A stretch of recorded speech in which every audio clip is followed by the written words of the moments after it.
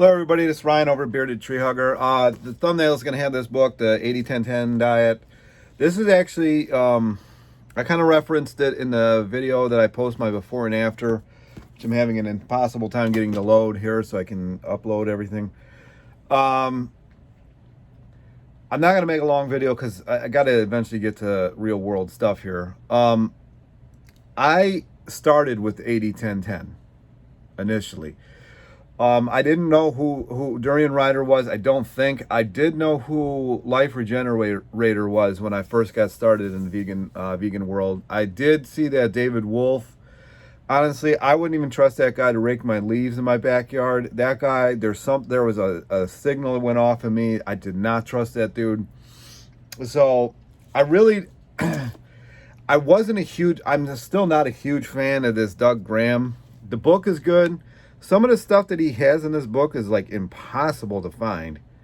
So you do have to have kind of a basic diet on here, because some of the stuff, I mean, he lives, I know I think it's a tropical area that he lives in, and some of the stuff is just, even when I had that crazy awesome Asian market, I still couldn't find, I'm trying to find some of the diet stuff.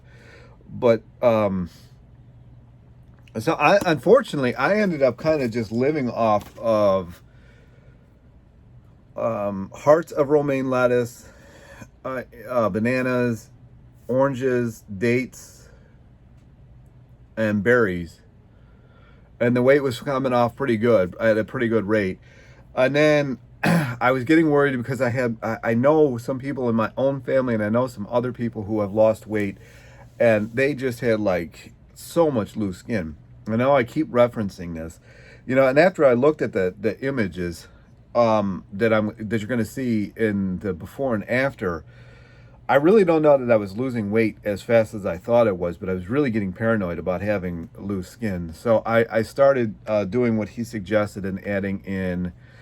He talks about this raw tahini. I've never found it, and I never even thought to make it. So I would get regular tahini, and he has nuts for the dinner stuff. I would add that in. Avocados were a lot easier to find for me than some of the nuts he was referencing, like macadamia nuts and a couple of Brazil. Some of the time, I had a hard time finding them. Cashews, obviously, you can find those everywhere. But some of the other nuts and some of the other stuff that was referencing, and some of the fruits and stuff like that, I have no idea where this guy finds this stuff or where anybody finds this stuff.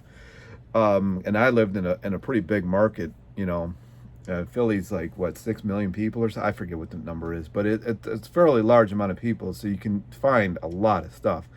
But I just cannot find a lot of stuff that he referenced in the book.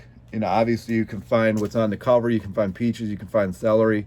I don't know that he advocated for juices. I don't know if he did or not. I got that from Dan the Man.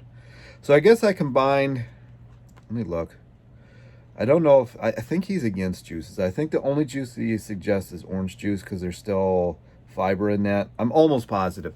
I'm going to go based on memory. I haven't read this book in like 10 years, 9 years, 8 years, whatever. And actually, I just found it yesterday. It's been missing for years, and all of a sudden it was just on this bookshelf upstairs. I'm like, where'd this thing come from? She's like, oh, it was in a... So anyway, I finally found it yesterday, so I figured I'd make a video about it. I don't even know if you can still get the book. If you can, I'll link it down below. It's worth reading. I know he's a money-hungry person, and he's kind of got some disgusting habits, but the book in and of itself, not bad. Not bad at all. He's talking about metabolism, vitamin B12, and all that kind of stuff in that section there. So I would rate the book as something that you might want to read. But some of the practices in there are very hard to do. And as we come into the colder season, if you're in the north, it gets so hard. And I know I say this in almost every video. It gets so hard to ripen fruit this time of year. It's just so hard. I couldn't get all of it down. So here's some of my rice that I had made. I made a pretty large amount of porridge. Sometimes I get it down, sometimes I can't. I don't know if you saw the colonoscopy thing. I finally had to get it checked out because there's just so many weird things going on. So I got that checked out. I have not been able to get the food down that well since. I'm hoping to get back to normal by next week. So I've just been adding some sugar and stuff to things, trying to get things rolling. I was so out of it the other day that I actually grabbed one of the pots that was cooking with my bare hands. It's just been a weird few days. So anyway, I'm still trying to get the videos out here. The book is worth reading if you can get your hands on it. If it's like, I forget how much money it is. $29.95. I don't know if it's worth that. Maybe it is to you. If you want to do the raw vegan life, this book is definitely worth the $29.95. It's got a ton of recipes in it. It's got a sample menu plans. It's got and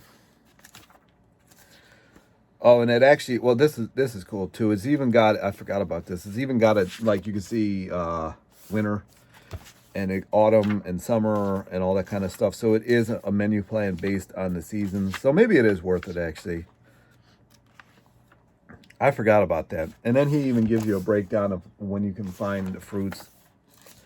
Because it's almost a fruitarian diet. I mean, there is some nuts in it, but by and large, it's a fruitarian diet with some vegetables in it, which are more used as flavoring because there's a lot of salt and especially celery and stuff like that. So it gives you some of the electrolytes and whatnot that you're looking for, and some of the vitamins and minerals that you're looking for. I think that's all I've got to say. I do want to make a comment about the video prior of the before and after that I did forget. I completely lost my train of thought. This has been a weird week. I'm sorry if I'm out there.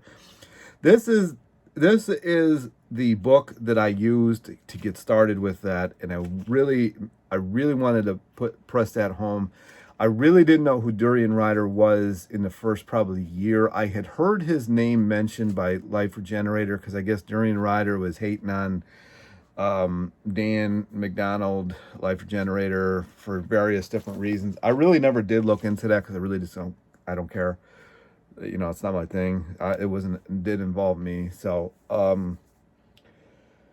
then who did I mean, I really kind of had more Life Regenerator and Lou Corona's diet mixed with this 80-10-10. I was doing more salads and stuff like that. And like I've said in previous videos, it was so much easier to find greens and good vegetables back in 2011 when I got started than it is now. It is so hard. I mean, you get one of them tubs, maybe like a third of it is bad, sometimes more, and it seems like they pack it so the middle is bad and can't see it.